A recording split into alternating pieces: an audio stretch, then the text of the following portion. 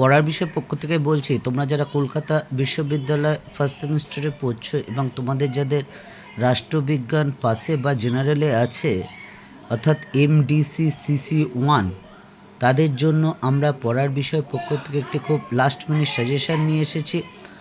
আর হাতে গোনা কয়েকটি দিন পরীক্ষা বাকি আছে। তা এই পেপারটার তোমরা যেগুলো পড়েছো ঠিকই আছে, আরও সেগুলো ভালো করে পড়ো। তবে তার মধ্যে থেকে এই কোশ্চেনগুলো খুব ভালো করে দেখেছো।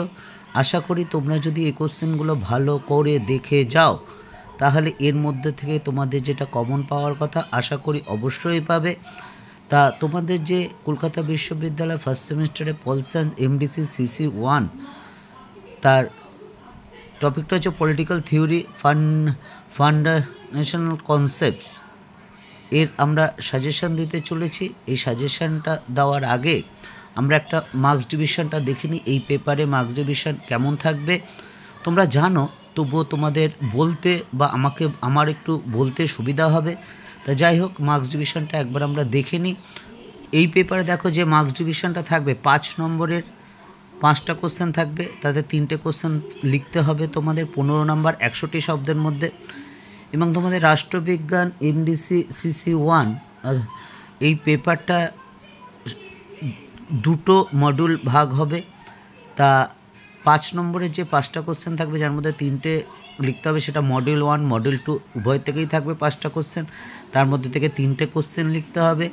কিন্তু মডিউল 1 থেকে 15 নম্বরের 4টে কোশ্চেন থাকবে, তার মধ্যে 2টো লিখতে হবে 300টি শব্দের মধ্যে এক একটিতে, অর্থাৎ 30 নাম্বার। এবং মডিউল 2তেও 15 নম্বরের 4টি কোশ্চেন থাকবে, তোমাকে 2টো কোশ্চেন লিখতে হবে এক একটি প্রশ্ন 300টি শব্দের মধ্যে। কাজে খুব বেশি কিন্তু লেখার নেই, কারণ আমাদের বিশ্ববিদ্যালয় কর্তৃপক্ষ একটা শব্দের মোটামুটি বাঁধন টেনে দিয়েছে। তার মানে এই নয় 100ই হতে হবে বা 300ই হতে হবে, একটু এদিক ওদিক গেলে তেমন কোনো সমস্যা নেই। তবে এই 300-র বদলে 600, 700, 800 চলে গেলে এটা কিন্তু একটা অবশ্যই সমস্যা।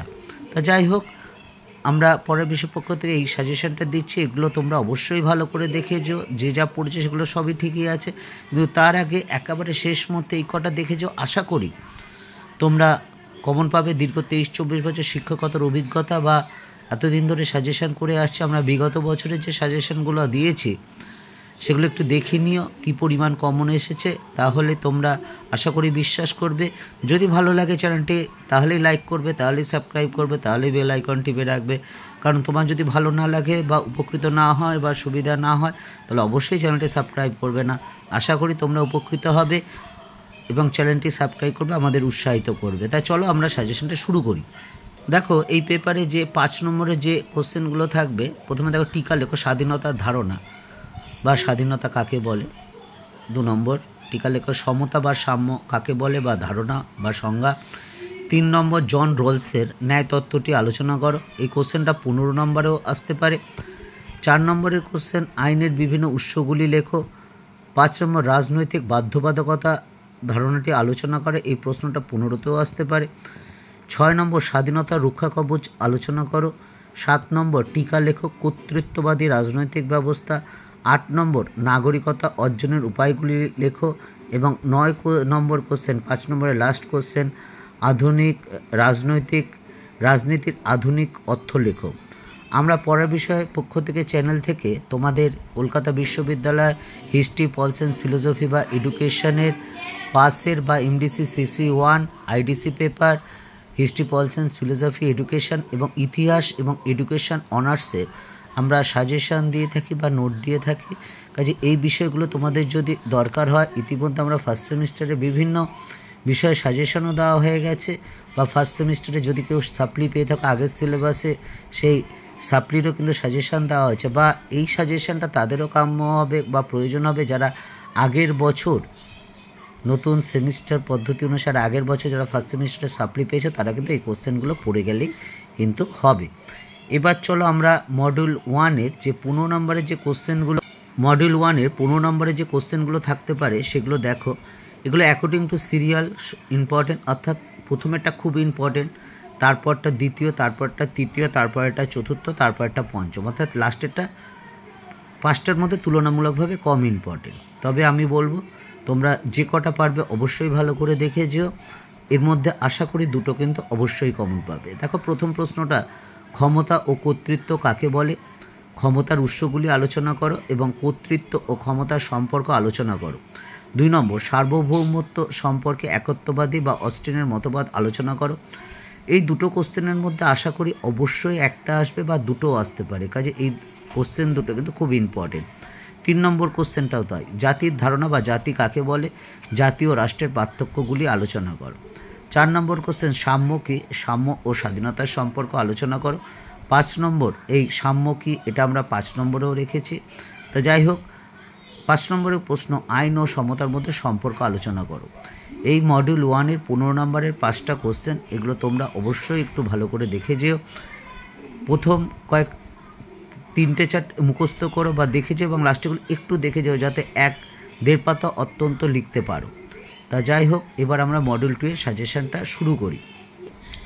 দেখো মডিউল 2-এর pol science first semester Calcutta university MDC বা সিসি 1-এর যে মডিউল 2-এর 15 নম্বরের যে কোশ্চেন থাকতে পারে সেগুলো দেখো। প্রথম প্রশ্নটা, স্বাধীনতা সম্পর্কে জন স্টুয়ার্ট মিলের ধারণা আলোচনা করো, ব্যাখ্যা করো। 2 নম্বর, তুমি কি মনে করো গণতন্ত্র ও কর্তৃত্ববোধ পরস্পর বিরোধী ধারণা? উত্তরের সপক্ষে যুক্তি দাও। 3 নম্বর, নাগরিকতার উদারনৈতিক তত্ত্বটি সমালোচনা সহ লেখো। 4 নম্বর, কর্তৃত্ববাদী রাজনৈতিক ব্যবস্থা কাকে বলে এবং এর বৈশিষ্ট্য লেখো। 5 নম্বর, ডেভিড হেল্ডের গণতন্ত্রের মডেলগুলো লেখো। এই 5 নম্বর কোশ্চেনটা আগেরবার এসেছে, তবু এইবার আসার সম্ভাবনা কিন্তু একটা আছে এই কোশ্চেনটা, কাজে এই কোশ্চেনটা আমরা রেখেছি। মাত্র এই 5টা কোশ্চেন, তোমরা এগুলো একটু দেখে যেও, যাতে অ্যাটলিস্ট 1.5 পাতার মতো অত্যন্ত লিখতে পারো, তাহলে তোমাদের পাস করাটা অনেক সহজ হয়ে যাবে। এবং আশা করি এই 5টা কোশ্চেনের মধ্যে আশা করি তোমরা 2টো কোশ্চেন কমন পাবে। তবে হ্যাঁ, আরও পড়তে হবে ভালো নাম্বার পেতে গেলে। তবে এইগুলো একটু দেখে যে এগুলো কিন্তু আসার সম্ভাবনা খুব আছে, আমি বলছি না এই কোশ্চেনগুলোই সব আসবে, এই কোশ্চেনগুলো আসার সম্ভাবনা কিন্তু খুব আছে, এটা বলতে পারছি দীর্ঘ অভিজ্ঞতা বা সাজেশন করার পরিপ্রেক্ষিতে। বা তোমরা একটু দেখে নিই, আমরা বিগত বছরে আবার বলছি যে সাজেশান দিয়েছি 5th সেমিস্টার সবে মাত্র হয়েছে বা আগের ইয়ারের 1st সেমিস্টারে যে সাজেশানগুলো একটু দেখে নিও, দেখে কী পরিমাণ কমন পেয়েছে, কমন এসেছে কোশ্চেনগুলো, সেটা একটু দেখে বিচার করো। যদি ভালো লাগে আবার বলছি চ্যানেলটি সাবস্ক্রাইব করো, বেল আইকন টিপে রাখো, কারণ আমরা পড়ার বিষয় চ্যানেল, আমরা প্রত্যেকে বিভিন্ন স্কুল কলেজের সাথে যুক্ত। আমরা যা দেব এই মোবাইলের মাধ্যমে বা আমাদের ইউটিউবে চ্যানেলের মাধ্যমে, কোনো কিছু বিনিময়ের মাধ্যমে না, কাজে বুঝতেই পারছো তোমাদেররা যদি উপকৃত হও, ভালো হয় বা সুবিধা হয় আমাদের শিক্ষার্থীদের, সেটা করাই আমাদের একমাত্র উদ্দেশ্য। এতে যদি আমরা কিছু অংশ সফল হয় সেটাই আমাদের পুরস্কার, কাজেই সেই পুরস্কার তোমরাই দিতে পারো। যদি ভালো লাগে তাহলে চ্যানেলটি লাইক করবে বা সাবস্ক্রাইব করবে বা বেল আইকন টিপে রাখবে।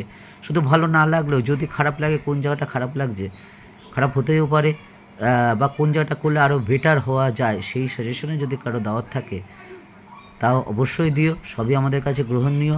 পরের বিষয়ের পক্ষ থেকে এতটুকুই অগ্রিম শুভেচ্ছা রইল। সবাই ভালো করে পড়াশোনা করো, একটু পরিশ্রম করতেই হবে, একটু পড়তেই হবে পাস করার জন্য বা ভালো রেজাল্ট করার জন্য, তো অবশ্যই ভালো করে পড়তে হবে। তবে এখনও যে কদিন সময় আছে, একটু পড়ো, অবশ্যই ভালোভাবে পাস করে যাবে। পরের বিষয়ের পক্ষ থেকে এতটুকুই অগ্রিম শুভেচ্ছা রইল।